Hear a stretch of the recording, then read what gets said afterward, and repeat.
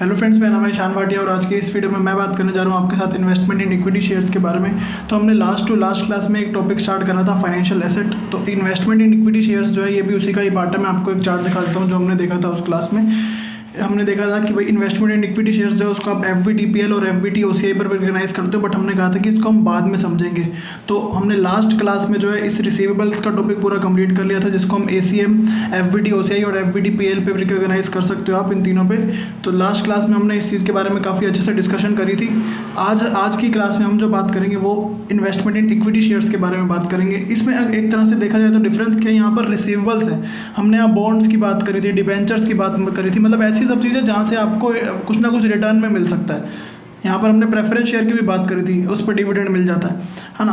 Principal और interest की यहाँ पर बात आती थी मुख्य रूप से।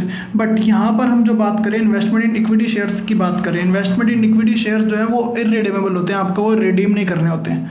तो एक ये बेसिक डिफरेंस है। यहाँ पर आपको हर महीने इंटरेस्ट मिलता रहता है, इंटरेस्ट के फॉर्म में कुछ ना कुछ मिलता रहता है। तो यहाँ पर आपको फिर एट द लास्ट आपको प्रिंसिपल भी मिल जाता है। तो आज की क्लास में समझेंगे हम इन्वेस्टमेंट इन इक्विटी शेयर्स में क्या रहता है। बट हाँ, एक चीज़ जो है इसमें ACM नहीं है, सिर्फ और सिर्फ आप FVT और FVTOCI पर रिकॉग्नाइज कर सकते हो इसको। तो जल्दी से एक बार जो लास्ट क्लास में पढ़ा हम फटाफट उसको रिवाइज कर लेते हैं। एक हमने एग्जांपल करा था लास्ट क्लास में, जिसमें तीनों ही मेथड से हमने वाले क्वेश्चन को करा था।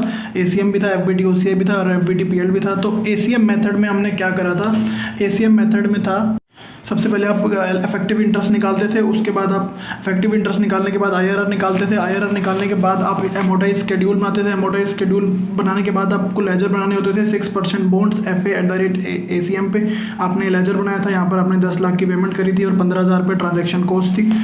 उसके बाद लास्ट में आपने एक्सट्रैक्ट्स बनाए थे, ये था। और साथ ही साथ हमने इसकी बैलेंस शीट बनाई थी जो कि ऐसा कुछ दिखती है। और इसके बाद हमने जो आज के लिए हमारा इंपॉर्टेंट है वो है कि FVTOCI पर हमने क्या किया था। सबसे पहला स्टेप था हमारा कि इफेक्टिव इंटरेस्ट निकाला था, फिर हमने एमोटाइज शेड्यूल बनाया था।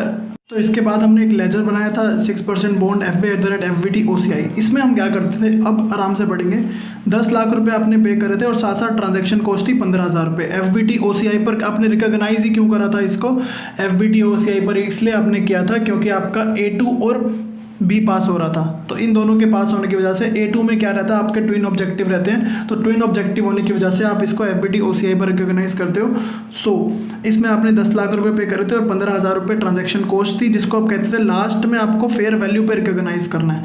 फेयर वैल्यू पे तो रिकॉग्नाइज किया ही आपने, क्योंकि आप मार्केट में जो फ्लक्चुएशंस हो रही हैं उसको भी देख रहे हो और साथ ही साथ आप फाइनेंशियल इनकम भी बुक कर रहे हो is in the form of interest. आपका ये फाइनेंशियल इनकम भी बुक हुआ और साथ ही साथ आपने जो बैलेंस था उसको OCI में और भी डाला। चाहे प्रॉफिट हुआ या लॉस हुआ वो हमने लास्ट क्लास में समझा ही था, बट ऐसा कुछ करना होता था आपको, ठीक है। अब इसके बाद हमने एक OCI अकाउंट भी बनाया था, OCI रिजर्व अकाउंट बनाया था यहाँ पर, और फाइनेंशियल स्टेटमेंट के एक्सट्रैक्ट्स थे, और जहाँ पर हमने कहा था investment that can be recycled. फिर लास्ट में हमने इन्वेस्टमेंट को रिसाइकलिंग करके भी दिखाया था। तो ये लास्ट में जो आपने इन्वेस्टमेंट करी थी इसको आपने रिसाइकल करके पूरा का पूरा आपने P&L में डाल दिया था जब आपने FVTOCI की बात करी हमने। एक तो था ये, इसी का ही सेकंड केस था, ये नॉट सोल्ड वाला केस था, फिर एक सोल्ड वाला केस था। हालांकि कोई फ़र्क नहीं पड़ेगा, दोनों में से कोई भी एक समझ आ गया आपको आज की क्लास के लिए उतना भी काफ़ी है। अब हम आगे बढ़ते हैं। हमने एक FVTPL वाला भी केस देखा था, जिसमें हमने कहा था कि यार IRR निकालने की ज़रूरत नहीं है, हमें एमोटाइज शेड्यूल बनाने की भी ज़रूरत नहीं है।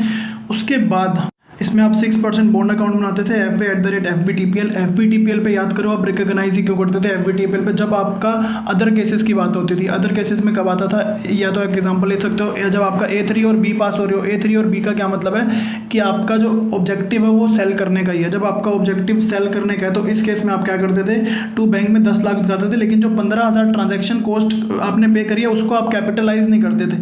कैपिटलाइज करने का मतलब है इस अकाउंट में नहीं दिखाते थे, उसको अलग से दिखा के फिर P&L में दिखाते थे। ये ICI की रिक्वायरमेंट थी। हम तो इस चीज़ को हमने लास्ट क्लास में डिस्कस करा था। उसके बाद इसको भी आप फेयर वैल्यू पे दिखाते थे और जो भी आपका डिफरेंस आता था वो जाता था आपका गेन ऑन रीमेजरमेंट में। यहाँ पर OCI की बात नहीं चलती थी, यहाँ पर डायरेक्टली P&L में डालते हैं हम इसका जो भी गेन या लॉस होता है ईयर एंड पे। तो गेन ऑन रीमेजरमेंट में ये था। और साथ ही साथ एक बहुत इंपॉर्टेंट चीज़ जो है, जो यहाँ पर 6% बॉन्ड्स है और यहाँ पर IRR भी नहीं निकाला, तो आपको एक चीज़ यहाँ पर दिख रही होगी कि यार यहाँ पर कोई भी फाइनेंशियल इनकम आपने बुक नहीं करे, कोई भी आपने इंटरेस्ट की इनकम यहाँ पर बुक नहीं करनी है। यहाँ जो बैंक में पैसे मिले हुए हैं ये आपके ब्याज के पैसे नहीं हैं, ये आपके कॉन्ट्रेक्चुअल कैश फ्लो के पैसे थे। लास्ट क्लास में हमने इस चीज़ को डिस्कस करा था। तो आपको जब FVTPL कर रहे हो तो ये ध्यान देना है कि ट्रांजैक्शन कॉस्ट हो तो उसको कैपिटलाइज नहीं करना। दैट मीन्स आप इस वाले अकाउंट में नहीं दिखा सकते उसको, और साथ ही साथ फाइनेंशियल इनकम को बुक नहीं करना आपने। ये चीज़ आपने लास्ट क्लास में देखी थी। और साथ ही साथ हमने FBT OCI में क्या देखा था, FBT OCI में हमने 15,000 यहाँ पर दिखाते थे, 10 लाख भी दिखाते थे। ट्रांजैक्शन कॉस्ट थी, ट्रांजैक्शन कॉस्ट को इस अकाउंट में दिखाने का मतलब क्या है, आप खुद सोचो, आप एक जनरल एंट्री करके दिखाओ इसकी 6% बॉन्ड परचेज अकाउंट की, तो 6% bond account debit to bank और टू बैंक 15,000, मतलब एक तरह से 10,15,000 लिख रहे हो आप टू बैंक में। That means you are capitalising 15,000 also, transaction cost को भी आप कैपिटलाइज कर रहे हो और साथ साथ आप यहाँ पर फाइनेंशियल इनकम भी बुक कर रहे थे, फाइनेंशियल इनकम भी बुक करी थी। बट इस वाले FBTPL वाले केस में आप फाइनेंशियल इनकम बुक नहीं करते, FBT OCI वाले में फाइनेंशियल इनकम बुक करते हो। क्यों? क्योंकि यहाँ पे आपके ब्याज का भी ट्विन ऑब्जेक्टिव होते हैं, ब्याज भी चाहते हो और आप मार्केट में जो फ्लक्चुएशन हुई है उसे भी चाहते हो। तो ये दो ट्विन ऑब्जेक्टिव होने के कारण आप ब्याज की इनकम भी बुक करते हो, पूरा एक अमोर्टाइज शेड्यूल बनाते हो, और जो आपको मार्केट में फ्लक्चुएशन होने की वजह से नुकसान हुआ वो उसको भी बुक करना पड़ता है। लेकिन FBTPL में ऐसा नहीं होता। FBTPL में ऐसा क्यों नहीं होता? क्योंकि FBTPL में आपने खरीदा ही इसलिए कि आपने उसको बेचना है। तो जब आपने खरीदा ही बेचने के लिए है तो आप पहली बात तो आपको ब्याज का कोई उसमें आपने सोचा ही नहीं था कि इसमें मुझे ब्याज चाहिए, और दूसरी चीज़ आपका जो भी गेन है उसको आप गेन ऑन रीमेजरमेंट में यहाँ पर ऐसे बुक करोगे। और तीसरी चीज़ ये थी कि इसमें जो ट्रांजैक्शन कॉस्ट थी उसको आप कैपिटलाइज नहीं करते, आप यहाँ नहीं दिखाते, उसको आप अलग से दिखाते हो। तो FBT OCI और FBTPL दोनों में एक तरह से डिफरेंस हम कह सकते हैं कि यार यहाँ पर जो गेन है वो गेन ऑन रीमेजरमेंट में जाता है, वहाँ पर गेन और लॉस होता है तो आप उसको OCI में डालते हो। OCI में डाल के फिर लास्ट में जब वो फोन बिक जाता है उसके बाद उसको रिसाइकलिंग करके P&L में आता है, बट यहाँ पर तो डायरेक्टली P&L में चला जाता है। ठीक है, तो ये थी आपकी लास्ट क्लास। हम वापस आ जाते हैं आज की क्लास पे। आज की क्लास में हमने जैसे देखा कि हमारा एक टॉपिक जो बच गया था इन्वेस्टमेंट इन इक्विटी शेयर्स, उसके बारे में थोड़ा सा नोट्स लिखवाए थे और एक पॉइंट से स्टार्ट करी थी फिर क्लास समझाना। ये पॉइंट है, whenever FA are at FBTPL or FBT OCI, then revaluation of FA is required up to fair value. This fair value is without transaction cost. इसका क्या मतलब है कि आपने FBTPL या FBT OCI दोनों ही केस में हम फेयर वैल्यू पे उसको लेके आते थे। लास्ट में हम कहते थे कि फेयर बुक वैल्यू की जगह इसकी फेयर वैल्यू होनी चाहिए। हम सर पूछ रहे हैं कि ये जो फेयर वैल्यू है, क्या ये फेयर वैल्यू में ट्रांजैक्शन कॉस्ट इंक्लूडेड है या नहीं है? बिल्कुल भी नहीं है। तो ये जो फेयर वैल्यू है ये विदाउट ट्रांजैक्शन कॉस्ट है। 10,23,000 जो हमने लास्ट क्लास में देखा था, तो ये विदाउट ट्रांजैक्शन कॉस्ट थी और इसमें कुछ बात करने की है नहीं, सिर्फ इतनी सीधी बात कि ये जो अमाउंट होता है ये विदाउट ट्रांजैक्शन कॉस्ट होता है। तो चलिए जी वापस आते हैं अपने मेन टॉपिक पे जिसका नाम था इन्वेस्टमेंट इन इक्विटी शेयर्स। तो these instrument should be accounted using FBTPL। तो इक्विटी शेयर्स को हर बार आपको कहाँ पर रिकॉग्नाइज करना है? FBTPL पे। हमें पार्ट कौन सा पढ़ रहे हैं? आपको याद होगा कि हमने यहाँ पर एक चार्ट देखा था जिसमें हमने रिसीवेबल वाला केस तो हमने लास्ट क्लास में कर लिया था। आज की क्लास में हम बात करें इन्वेस्टमेंट इन इक्विटी शेयर्स। हमारी जो बात है वो है इन्वेस्टमेंट इन इक्विटी शेयर्स की। यहाँ पर आपको कहते हैं कि इन्वेस्टमेंट इन इक्विटी शेयर्स को आपको FBTPL पे रिकॉग्नाइज करना है। आपको ये समझने से पहले ये समझना होगा कि किस चीज़ को FBT OCI पर कब रिकॉग्नाइज करते हो आप। तो याद है आपको हम किस चीज़ को FBT OCI पर कब रिकॉग्नाइज करते हैं? लास्ट क्लास में हमने समझा था कि जब A2 और B कंडीशन हमारी सेटिस्फाई हो जाए। A2 कंडीशन में क्या था कि आपके ट्विन ऑब्जेक्टिव होते थे, आप उसको सेल भी कर सकते हो और आप उसको रियलाइज भी कर सकते हो। और हमारा दूसरा था B में CCFT टेस्ट, जिसपे आप कहते थे कि प्रिंसिपल और इंटरेस्ट आपको मिल जाना चाहिए, तब आपका CCFT टेस्ट भी पास होता था। तो ये दोनों चीज़ें होने के बाद आप कहते थे कि यार FBT OCI पर इसको रिकॉग्नाइज करना है। ठीक है जी, आप मान लो कि आपका अगर नीचे वाला टेस्ट फेल हो जाए, CCFT टेस्ट फेल हो जाए, तो ये थर्ड वाला केस में फॉल करेगा। अदर केस तो आप क्या कहोगे, इसको FBTPL पे रिकॉग्नाइज करोगे। बट आपने ऐसा क्यों करा? क्योंकि आपको प्रिंसिपल और इंटरेस्ट पूरा नहीं मिल रहा था। हमने वहाँ पर बॉन्ड का एग्जाम्पल लिया था, हमने वहाँ पर प्रेफरेंस शेयर का भी एग्जाम्पल लिया था। आपको मैं दिखाऊँ यहाँ से, प्रेफरेंस शेयर में हमने इन्वेस्टमेंट करी थी। अगर डिविडेंड मैंडेटरी होता था तो ठीक है, अगर लेकिन डिविडेंड मैंडेटरी नहीं है, हमें डिविडेंड नहीं मिल रहा, तो आप CCFT को फेल कर देते हैं। लेकिन अगर डिविडेंड मैंडेटरी है तो प्रेफरेंस शेयर के केस में भी आपका ये पास होता था।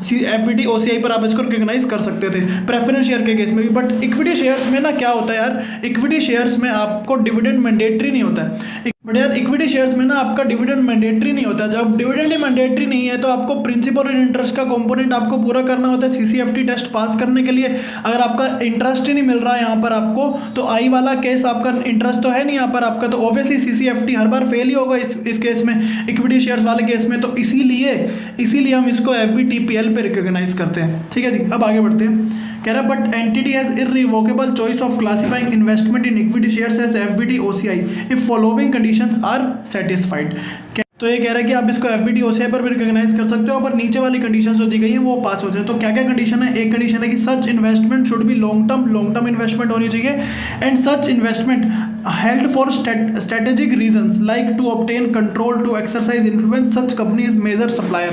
ये भी अभी समझ आएगा, अभी आगे बढ़ते हैं। इन सच केसेस मतलब जब आप एफबीटी ओसीआई पर इसको रिकॉग्नाइज करते हो तो फॉलोइंग आर इंपॉर्टेंट। पहली चीज, recycling is not allowed. Recycling याद है जब हम उसमें एफबीटी ओसीआई वाले केस में रिसाइकल करते थे, हम जब पीएनएल बनाते थे लास्ट में उसका इन्वेस्टमेंट इन बॉन्ड्स होती थी, उसको लास्ट में जाके जब बिक जाता था तो उसको हम रिसाइकल करके पीएनएल में ले आते थे। यहाँ पर वो नहीं हो सकता। It means OCI reserve will be transfer to other components of equity.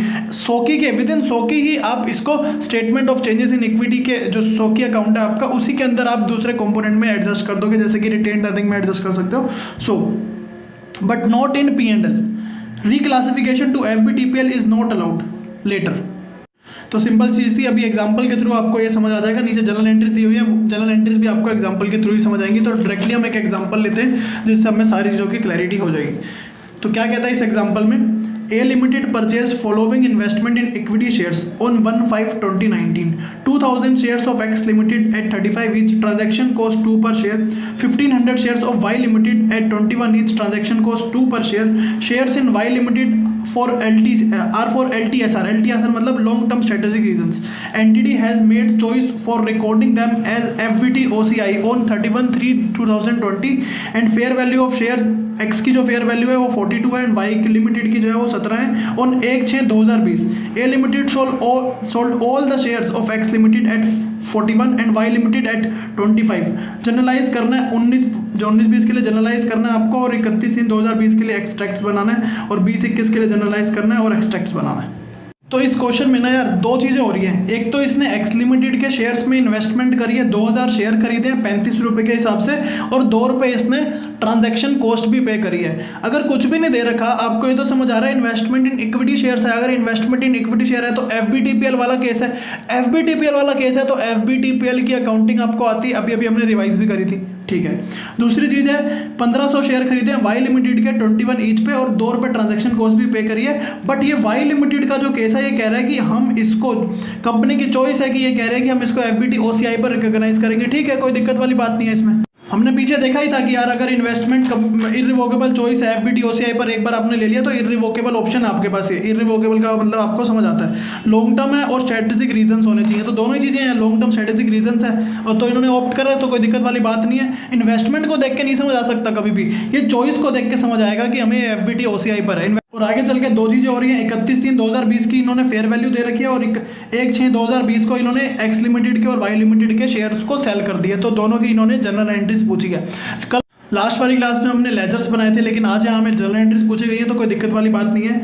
तो स्टार्ट करते हैं हम जनरल एंट्रीज अपनी। तो सबसे पहले क्या हुआ है, 1/5/2019 को 2000 शेयर खरीदे हैं 35 रुपये के हिसाब से एक्स लिमिटेड के, और 2 रुपये जो है वो ट्रांजेक्शन कॉस्ट पे की गई है। तो क्या करोगे आप, कौन से वाला केस है, पहले तो ये समझ आना चाहिए आपको, एफबीटीपीएल वाला केस है ये। तो एफबीटीपीएल वाले केस में हम क्या करते थे, तो याद है आपको एफबीटीपीएल वाले केस में हम कैसे एंट्रीज करते थे। तो ये हमने लास्ट वाली क्लास में एक एफबीटीएल वाला केस किया था जिसमें हमने 6% बॉन्ड परचेज करे थे। तो हमने जब बॉन्ड परचेज करे तो हमने 10 लाख रुपए पे करे थे और एक 15,000 पे करे थे। हमने 10 लाख रुपए को तो यहाँ लिख दिया था कि भाई 6% bond account debit to bank, लेकिन जो 15,000 रुपये थे हमने उसको यहाँ पर नहीं लिखा था, उसको हमने अलग से दिखाया था। बट जब हम एफबीटी ओसीआई वाला केस कर रहे होते हैं तो हम टू बैंक में 15,000 भी यहीं लिख देते हैं। दैट मीन्स हमें फ़र्क क्या है, जब एफबीटीपीएल वाला केस हम करते हैं तो हमें यहाँ पर 15,000 की नहीं लिखना, उसकी जगह हमें यहाँ नीचे लिखना है इसका जो 15,000 है, मतलब 15,000 को आपने यहाँ पर कैपिटलाइज नहीं करना। तो अगर मैं सिंपल सी आपको जर्नल एंट्रीज पूछूं इसकी, क्या करोगे जब आपने परचेज करी है तो आप क्या होगे, 6% bond account debit to bank 10 lakh, पहली बात। दूसरी चीज़ क्या होगा, आप transaction cost debit to bank 15,000, दो चीज़ें बोली है आपने मुझे। तो यही वाली एंट्री आप यहाँ पर देख सकते हैं। Investment in equity share of X limited debit 70,000, 35 रुपये का एक शेयर था। Transaction cost debit 4,000 to bank 74,000, same entry है ना, बट दोनों को एक साथ लिखा हुआ है यहाँ पर, बट चीज़ वही है। आगे क्या कहता है, इन्होंने वाई लिमिटेड में इन्वेस्टमेंट करी है, बट वाई लिमिटेड वाला जो केस है वो एफबीटी ओसीआई वाला केस है। तो एफबीटी ओसीआई वाले केस में हम कैसे एंट्री करते थे, ये लीजिए मैं आपको यहाँ पर दिखाता हूँ। एफबीटी ओसीआई वाला 6% bond account debit to bank 10 lakh to bank 15,000। क्या मैं ये कह सकता हूँ 6% bond account debit to bank 10 lakh 15,000 एक ही बात है? तो इस केस में आपने क्या करा हुआ है, ये जो 15,000 रुपये आपने यहाँ पर लगाए हैं इसको कैपिटलाइज करा हुआ है, आपने उसको कॉस्ट में ही माना हुआ है। तो यहाँ पर भी आप देख सकते हैं ये वाली एंट्री करी हुई है, investment in equity share of Y limited debit to bank 34,500 in the case of FBT OCI। तो अब आगे चलते हैं। आगे सर ने एक नोट लिखवाया था, उसको पहले रीड कर लेते हैं। क्या है नोट में, investment in equity share will always fail CCFT। वाली बात तो हम कर चुके हैं, CCFT फेल हो गई यहाँ पर, क्योंकि इन्वेस्टमेंट इन इक्विटी शेयर है, यहाँ पर डिविडेंड तो मिलता नहीं है आपको, तो इंटरेस्ट है, इंटरेस्ट के जैसा तो आपको कुछ मिल नहीं रहा है यहाँ पर, तो आपको हर बार ही फेल होगा। CCFT अगर फेल हो रहा है तो आप क्या लगाओगे, FBTPL। तो इसका मतलब क्या है, हेंस कायदे से all investment in equity shares at FBTPL। It means India's 109 require that your P&L should get influenced by market changes। मतलब मार्केट में अगर कोई चेंज हो रहा है, देखो यार FBTPL पे आपने एक, अगर मैं एक बात कहूँ कि आपने क्यों खरीदा है, आपने ये बेचने के लिए खरीदा है कहीं ना कहीं। तो आप जब आप हर चीज़ खरीदी बेचने के लिए रहे हो, तो आपको याद है वो A3 वाला जो केस था, A3 वाले केस में फॉल करता है, खरीदा ही बेचने के लिए। तो इसमें जो भी आपके चेंजेस आते हैं तो आप उसको कहाँ से दिखाते हो, P&L के थ्रू हिट करवाते हो इसको। मैं आपको एक बार दिखाता भी हूँ इसी चीज़ को। तो ये रही वो चीज़ जो हमने लास्ट क्लास में करी थी, 6% बॉन्ड अकाउंट बनाया था FBTPL पे। हमने यहाँ पर लास्ट में फेयर वैल्यू लिखा था क्योंकि FA@FBTPL था, बट यहाँ पर जो मार्केट से चेंजेस आया था उसको हमने दिखाया था गेन ऑन रीमेजरमेंट में, और गेन ऑन रीमेजरमेंट जो है वो चला जाता है प्रॉफिट एंड लॉस अकाउंट में। तो डायरेक्टली ये P&L में ही जा रहा है। FBT OCI वाले केस में हम उसको पहले OCI में लेके जाते थे, फिर बाद में वो रिसाइकल होके हमारा P&L में आता था। बट यहाँ पर जो FBTPL वाला केस है, इसमें डायरेक्टली P&L को हिट करेगा ये। सो आगे क्या कहता है, एक्सेप्शन क्या है, if investment are LTSI your objective is not to earn profits, it is for strategy, hence P&L will never get effective. Even if you sell, P&L not effective. No intention of earning, hence no recycling. Then transaction cost is also not cost. Then capitalize it. तो एक एक करके समझते हैं, इसमें कई सारी बातें कही गई हैं। तो क्या कहता है, if investment are LTSI your objective is not to earn profit, it is for strategy. अभी हमने पीछे देखा था कि LTSI वाला केस होना चाहिए और लॉन्ग टर्म होना चाहिए, मतलब स्ट्रेटेजी होनी चाहिए और लॉन्ग टर्म होना चाहिए। अगर ये दोनों चीज़ें होती है तो आप इसको FBT OCI पर भी ले सकते हो। बट यहाँ पर FBT OCI के लिए ये कंडीशन है, मतलब वहाँ पर आपने पीछे देखा था कि लिखा था कि अगर आपको FBT OCI पर इसको क्लासीफाई करना है तो ये कंडीशन सेटिस्फाई होना चाहिए। इसका मतलब ये नहीं कि अगर ये दोनों कंडीशन है तो आप FBT OCI पर ही कर रहे हैं, दोनों चीज़ें अपोजिट है। मतलब FBT OCI पर आपको क्लासीफाई करना है, यहाँ पर मैंने लिखा भी हुआ है FBT OCI के लिए LTSI का होना जरूरी है, बट ऑल LTSI को FBT OCI पर ही दिखाना ये जरूरी नहीं है। एक तो बात हो गई है, और दूसरी बात क्या है, कह रहा है P&L will never get affected. Obviously P&L will never get affected, P&L कभी भी अफेक्ट नहीं होगा। क्या मतलब है कि यार जब हम इसको सेल भी कर देंगे ना तो भी P&L अफेक्ट नहीं होने वाला। आपने जो कल FBT OCI वाला केस करा था, ये ऑब्वियसली FBT OCI वाला ही केस बता रहा है, बट FBT OCI वाले केस में कल P&L में चला गया था वो रिसाइकल होने के बाद। मैं आपको यहाँ से दिखाता हूँ, हमने कल जो केस करा था FBT OCI का, वहाँ पर हमने OCI में investment that can be recycled में दिखाया था investment in debt at FBT OCI, जो भी आपका गेन या प्रॉफिट था ड्यू टू मार्केट चेंजेस, और लास्ट में जब आपने उसको सेल कर दिया था तो आपका यहाँ कुछ बैलेंस बच नहीं रहा था, बट आपका बैलेंस बच रहा होता तो आप इसको P&L में ले जाते, मतलब P&L को हिट करवा दिया आपने एक तरह से। बट आज वाले केस में FBT OCI पर तो दिखा रहे हो, बट आज वाला जो FBT OCI है वो इन्वेस्टमेंट इन इक्विटी शेयर वाला FBT OCI है, यहाँ पर आपको रिसाइकलिंग करना अलाउड नहीं है। बट ऐसा क्यों है, देखो FBT OCI अगर आपका इन्वेस्टमेंट इन इक्विटी शेयर वाला FBT OCI है तो आपके यहाँ पर ट्विन ऑब्जेक्टिव ना हो ही नहीं सकते। पहली चीज़, आप FBT OCI पर क्यों रिकॉग्नाइज करते थे, जब आपके ट्विन ऑब्जेक्टिव होते थे और आपका CCFT भी पास होता था। बट यहाँ पर क्या बोला गया, यहाँ पर कंडीशंस अलग है। यहाँ पर कह रहा है कि कंपनी की चॉइस है, कंपनी की इररिवोकेबल चॉइस है, FBT OCI पर कंपनी उसको रिकॉग्नाइज कर सकती है अगर वो लॉन्ग टर्म हो और स्ट्रेटेजी रीजंस हो। लेकिन यहाँ पर आपके FBT OCI में ट्विन ऑब्जेक्टिव नहीं हो सकता। एक तो बात हो गई है, और दूसरी बात क्या है, कह रहा है P&L will never get affected. Obviously P&L will never get affected, P&L कभी भी अफेक्ट नहीं होगा। क्या मतलब है कि यार जब हम इसको सेल भी कर देंगे ना तो भी P&L अफेक्ट नहीं होने वाला। आपने जो कल FBT OCI वाला केस करा था, ये ऑब्वियसली FBT OCI वाला ही केस बता रहा है, बट FBT OCI वाले केस में कल P&L में चला गया था वो रिसाइकल होने के बाद। आप देख सकते हैं मेंशन भी किया गया कि डेट वाला जो केस है जो हमने लास्ट वाली क्लास में देखा था वहाँ पर रिसाइकलिंग अलाउड है, बट आज जो हम पढ़ रहे हैं investment in equity share FVT OCI पर, वहाँ पर रिसाइकलिंग अलाउड नहीं होगी। अभी आगे हम जब P&L बनाएंगे तो इसको अच्छे से समझ आएगा। आगे बढ़ते हैं। अगली डेट आती है 31/3/2020। तो यहाँ पर आपको क्या करना है, ट्रांजैक्शन कॉस्ट जो थी आपकी 4000 रुपये, उसको आप ट्रांसफ़र कर दोगे P&L में। तो P&L account debit to transaction cost 4000, और 31/3/2020 को ही आपने देखा होगा क्वेश्चन में फेयर वैल्यू दे रखी थी, एक्स की 42 है और वाई की 17 है। तो पहले बात करते हैं हम एक्स की जो थी वो आपने एफबीटी पीएल पे रिकॉग्नाइज करा था, x investment in equity shares को ऑफ एक्स को। तो इसमें आपकी जो बुक वैल्यू है आज के दिन वो है 70,000 के आपने ये शेयर खरीदे थे, बट आपने आज इसकी फेयर वैल्यू देखी तो हो गई वो 84,000, तो 14,000 रुपये का आपको फ़ायदा हुआ। तो फ़ायदा आप कहाँ रिकॉर्ड करते थे, आप लिखते थे investment in X limited debit to remeasurement gain, और रीमेजरमेंट गेन जो है वो P&L में चला जाता था। याद है आपको एफबीटी पीएल पे मैं आपको दिखा देता हूँ, यहाँ से 6% बॉन्ड था, तो आपको जो लास्ट में रीमेजरमेंट गेन होता था तो आपको दिखा था टू गेन ऑन रीमेजरमेंट, और गेन ऑन रीमेजरमेंट जो है वो P&L में चला जाता था। यहाँ पर सर ने डायरेक्ट एंट्री कर रखी है investment in X limited debit to P&L।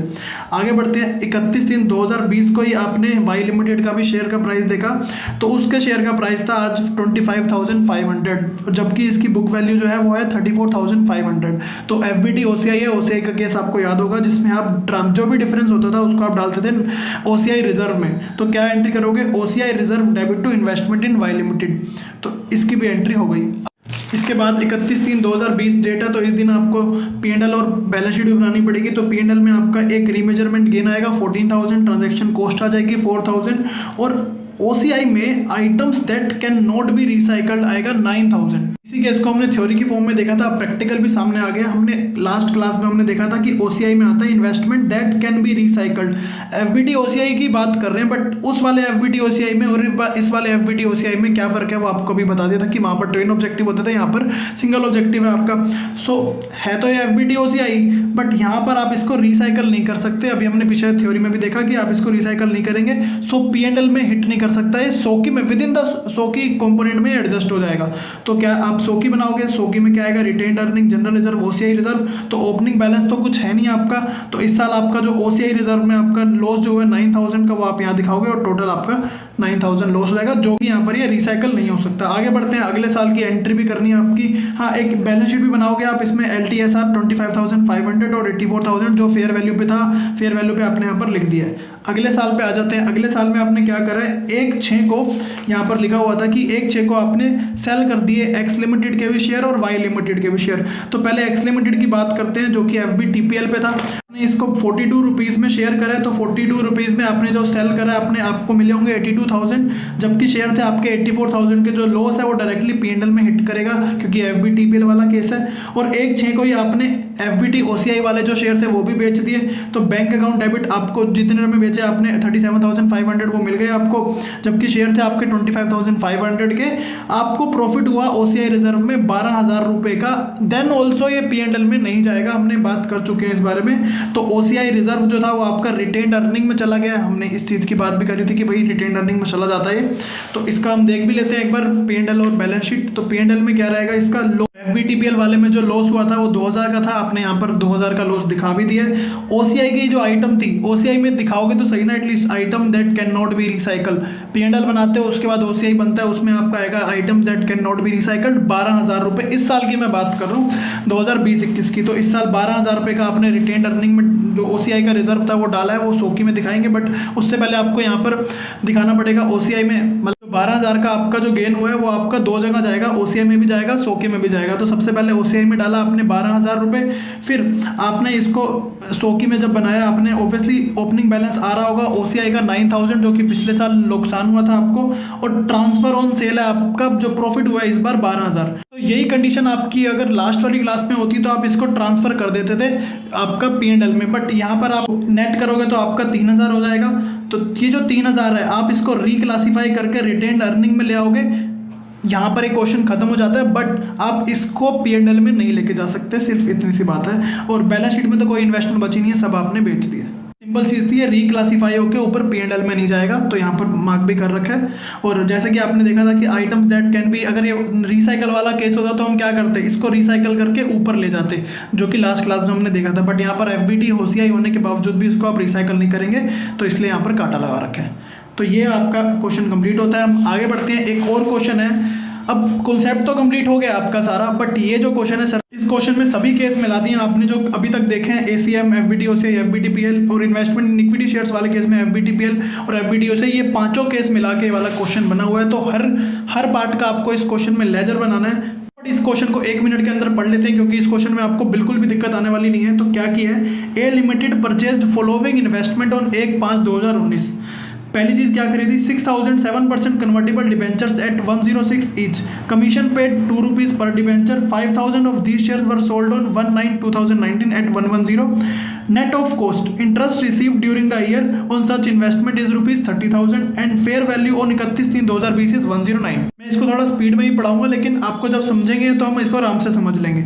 2007% bonds at 105 each, its effective interest is 9%, these are held till last date। Next चीज क्या है, 4000 equity shares of X limited at 5 each, transaction cost ₹1, fair value at the year end is ₹7 each, 3000 shares were sold at fair value on last date, 1000 equity shares of Y Limited 90 each, transaction cost ₹2, these are LTSR investment and fair value at the end is 107। Next क्या है, 508% loan bonds purchased at the rate 115, it's effective interest during the year is ₹5000, fair value at year end is 21, amount received on such loan bond is ₹4000, entity intends to hold और sell these bonds, prepare P&L, SOCI and balance sheet. सबसे पहली चीज़ क्या, आपको एक एक case में पहचानना पड़ेगा कि इसको रिकॉग्नाइज किस पे करना है, FBTPL पे, FBT OCI पर। तो सबसे पहला केस उठाते हैं, 6007% कन्वर्टेबल डिबेंचर्स 106 ईच, कमीशन पे ₹2 करी है, 5000 ऑफ दीज जो सोल्व कर दिए, net of cost and interest receive during the year on such investment, interest मिला आपको ₹30,000 का। तो इसमें तो बड़े आराम से बता सकते हैं हम, देखो 7% उसको ये तो मिल रहा है, 7% कन्वर्टेबल डिबेंचर्स है, तो उसको 7% के हिसाब से जो भी ब्याज मिलेगा वो तो मिलेगा ही। ACM पर भी आप इसको दिखा सकते हो, बट आपका ऑप्शन नहीं होना चाहिए। CCFT वाली जो कंडीशन है ना, वो भी पास होनी जरूरी है। अगर आप ACM कहते हो या FBT OCI कहते हो तो CCFT वाली कंडीशन पास होनी जरूरी है, बट यहाँ CCFT वाली कंडीशन तो पास हो ना सके, क्योंकि कन्वर्टेबल बॉन्ड्स है, तो कन्वर्टेबल बॉन्ड है, इनके पास ऑप्शन आ गए, तो बिकॉज ऑफ द कंडीशन ये आप इसको क्या क्या होगा कि यहाँ पर CCFT आपका फेल हो रहा है। CCFT फेल हो रहा है तो अदर वाले केस में जाएगा, अदर वाले केस में जाएगा तो आप ये FBTPL पे रिकॉग्नाइज करोगे। तो नीचे लिखा हुआ है सोल्यूशन में, अभी दिखाऊंगा मैं आपको कि FBTPL लिखा हुआ है। आगे बढ़ते हैं हम, नेक्स्ट क्या है, 2007% bonds at 105 each, it's effective interest दे रखे आपको, आप जनरली निकालना पड़ता था आपको इफेक्टिव इंटरेस्ट, जो IRR की बात करते थे हम, IRR यहाँ पर आपको दे रखे and held till last date. तो समझ आ रहा है कि यार ACM वाला केस है, बिल्कुल ठीक है, आपने अगर सोचा हो तो वो भी ठीक है, ACM वाला केस था। और अगला देखते हैं, 4000 equity shares of X limited at 5 each, transaction cost था 1, फेयर वैल्यू, अब इक्विटी शेयर्स में इन्वेस्टमेंट करी है और सेल कर दिया लास्ट डेट पर, तो सिंपल चीज़ है FBTPL पे रिकॉग्नाइज करोगे। नेक्स्ट केस में LTSR की बात आ रही है, तो LTSR की बात आ रही है तो FBT OCI। और लास्ट जो केस बच गया आपका, वो 508% लोन बॉन्ड से जो कि परचेज कर दे ₹115 में, इफेक्टिव इंटरेस्ट निकाल के दे रखे हैं ₹5000 और अमाउंट रिसीव करी ऑन सच बॉन्ड ₹4000 और एंटिटी इंटेंड्स टू होल्ड और सेल, लास्ट में दिखा दिया इन्होंने कि ऑब्जेक्टिव होल्ड और सेल का दोनों क्या है, तो FBT OCI। तो इसका सॉल्यूशन तो काफ़ी सिंपल सा था, ये रफ में दिखा रखा है कि किसको कैसे रिकॉग्नाइज करा है। तो सबसे पहले जो हम बात करते हैं, अभी हमने जो लेटेस्ट केस पढ़ा है, ये थर्ड और फोर्थ, इन थर्ड और फोर्थ के बारे में हम लेजर बना लेते हैं सबसे पहले। तो सबसे पहले हम थर्ड की बात करते हैं, तो थर्ड का लेजर कैसे बनेगा। तो क्वेश्चन में क्या कहा गया है कि 4000 equity share of X limited खरीदे हैं ₹5 ईच के हिसाब से, FBTPL वाला केस है, ठीक है जी। तो ₹20,000 दिखा दोगे आप यहाँ पर। इसी के साथ साथ ट्रांजैक्शन कॉस्ट भी पे करिए ₹1, तो आपको अब तो समझ आ गया होगा कि ट्रांजैक्शन कॉस्ट को हम यहाँ पर कैपिटलाइज नहीं करते हैं, ट्रांजैक्शन कॉस्ट को हम अलग से दिखाते हैं। तो यहाँ पर भी हम कैपिटलाइज नहीं करेंगे, मतलब इस वाले लेजर में नहीं दिखाएंगे। और आपको वाले जब आपने बेचे 31/3 को 1/5 को खरीदे थे, 31/3 को आपने सेल कर दिए ₹7 में, ₹21,000 में आपने सेल करे इसको, और 4000 खरीदे थे, 3000 बेच दिए, तो 1000 बच गया, तो उसकी फेयर वैल्यू थी ₹7, तो ₹7 के हिसाब से आपने यहाँ 7000 दिखा दिया। तो जो भी आपका बच गया पैसा उसको आप क्या कहते हो, gain on remeasurement, gain on remeasurement कहते हो। बट हाँ एक चीज़ और है, आप अगर आप कैलकुलेट करेंगे तो आपका पहले गेन ऑन सेल आएगा यहाँ पर 6000। कैसे आएगा, आपने 3000 जो खरीदे थे वो 5 रुपये में खरीदे थे, बेचे लेकिन आपने 7 रुपये में, तो ये जो 2 रुपये का डिफरेंस है आपका 3000 शेयर पे, वो 6000 रुपये का गेन आ गया। अब जो बैलेंस बचता है वो आपका क्या आ गया, रीमेजरमेंट गेन, और ये चला जाएगा आपका P&L में।